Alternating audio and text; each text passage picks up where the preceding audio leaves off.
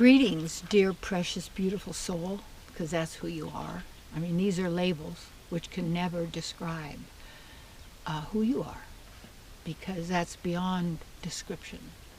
It's beyond definition. It's beyond lack, limitation, scarcity, you see. My topic is have an inspired attitude. Attitude is really, really important. It makes a difference, a huge difference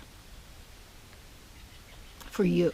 Because this is what I'm talking about. You, me, the others who are tuning in to this, vibration, this consciousness, is that, they are always such a plan to save the world, save the earth, save this group, save that group, and all of this sort of thing. And it's like the game that goes on. It's savior, it's perpetrator, victim, savior, perpetrator, victim, savior. This is like a reoccurring game that's going on. And what happens with having a good attitude is that you're not a game player. See, most people are gamers. And the sense of a gamer is you get lost in the game. And they look at, well, what am I winning? It becomes like a fascination. And just like the fascination of looking in your memory bank all the time, remembering dialogue, remembering situations, remembering what you said, what he said, they said, what they did, on and on and on. This whole thing of where we focus our attention. And with having a inspired attitude, we don't play games, because games have winners and losers. Yes, we could play, and that's a whole different thing in the sense of playing where there are no winners and losers. It's for fun. But when it becomes for profit, you see, or when it becomes a fixation on the game, we lose ourselves in the game. And then after a while, we think we are the game, and our mind is consumed with the game. And that lowers our attitude, because instead of being soul-centered, and we call self-centered, and not a bad word, but that means that when I'm centered in myself, I also recognize yourself, your true self, as a divine being. And yes, we're all equal in the amount of God that we have, in the amount of the divine, what are part and parcel of the totality, the source of everything and all. And beyond that, you see, I said beyond labels, so it can't even describe. But that sense of remembering that we're not the game. And in the game, you want to be right. You want to have more points than the other person. You want to be acknowledged as the big winner. Or in a sense, it just becomes a fascination. It becomes the only game in town, in a sense like that. And to realize that we have a tendency to play games as gamers. And as a gamer, then that game becomes our fixation. And you have to look at what are you getting out of it. And for most people, it's playing with the mind. And there's divine mind, and then there is the false mind. And this false mind is a fabricated mind that is made up of all knowledge of matter. And yet the divine mind is made of all knowledge of the totality of the divine, and also knows the material in that sense. So thinking about having a good attitude is just notice the games you're playing and why you're doing it. And see, that's not taught for people to actually do introspection. And the word inspired, to be inspiraling within yourself, where the power is, and who you are as a divine godlike being with all godlike qualities. And yet we do not have the full power, but we tap into, because we are part of the full power and we're already one. Not that you are me and I am you, but that we are in the same family, all of us, with the same, you might say, divine mother, father, God, parents. Our source.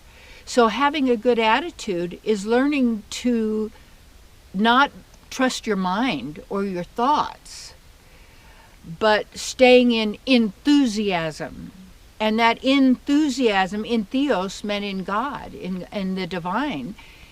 And when I have enthusiasm, I don't waver given what's going on around me. And this sense of wavering, that we're powerful and we're creators, and our emotions are powerful. And emotions are driven by our reactions to what's going on in the outer world, the world of effects, that we have also been partnering with in causing, you see. So what we want to do is look within the self and take a look at, what do you get out of suffering? What do you get out of a bad attitude? I saw this person the other day, and she was chanting in front of the market up here at Mount Shasta. And it's really cool. So anyway, I remembered who she was. I hadn't seen her in a long time, so I went over and I was talking with her. But it was still the same. How she got cheated out of this immediately. I had already said hi, but cheated out of this, and the children are this, and this is what's happening, and she's feeling terrible, all this kind of stuff. And I also noticed some other people that, I befriended, but every time you talk to them, they're all on the verge. They're of deep sorrow and tears of all of the suffering, all their bad luck, and all their bad fortune, and they're making it worse. Because that's where their mind is, that's where they is, and that's the game. Because you're getting something out of it. And we have to look at, what do we get out of the games that we're playing? Is it worth it? It's like why I never, play. I don't like games. I'd say, what am I going to bother myself playing some card game and some, electronic game or whatever? What is this about who I am as an eternal being with all godlike powers and qualities? Why don't I take that time and that energy and put it on learning about who I am and bringing myself into that divine godlike consciousness that is far superior to any technology that could be artificial, far superior to any artificial intelligence. Because if there's an artificial, there has to be a real, you see. Because this is the world of creating dualities and opposites that we think are different, but they're different and the same, because both sides, like two sides of a coin, are necessary for the coin. But one side never sees the other. So if you say, well, I'm only heads, or I'm only tails, or I'm only, this or that, no, you are beyond duality. Absolutely. And so the attitude is what we're actually punishing on ourselves. We're actually setting ourselves up for suffering, for loss, for pain. And the key here is to really use the time of the time game to get out of time, to get beyond time, to get beyond the games, to get into really being all that you are. And what we're given are these substitutes of a virtual reality, in a sense. Yet the real reality, the authentic, is rich, abundant, magnificent, ever increasing. Yeah, so the good attitude. And people say, well, aren't you lying when you say it's good? No, you're always good. You are, and we're then judging, oh, I like this, I don't like this, is good, this is bad, and get us hooked. And then that becomes a hypnotic trance that you can't stop. You've got to get to it, you see. And that whole thing is that takes you, you're making it real, you're giving it life, you're giving it spirit, because this is who you are and what you do.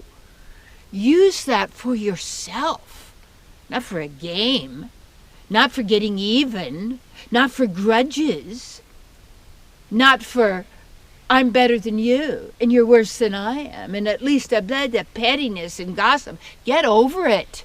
This is time to get it together. This is the greatness of this moment of now. The power is in the now.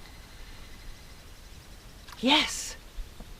So yeah, attitude is everything. Because it's you being enthused, you knowing who you are, instead of being bounced around by every movement or change in the environment or what other people are thinking and saying and doing. When you know yourself, you know others. Mm-hmm. And then when you are yourself, you have no more fear because you have no more hatred. You're no longer a victim. You're not a perpetrator, and you're not a savior. You're not a winner. You're not a loser.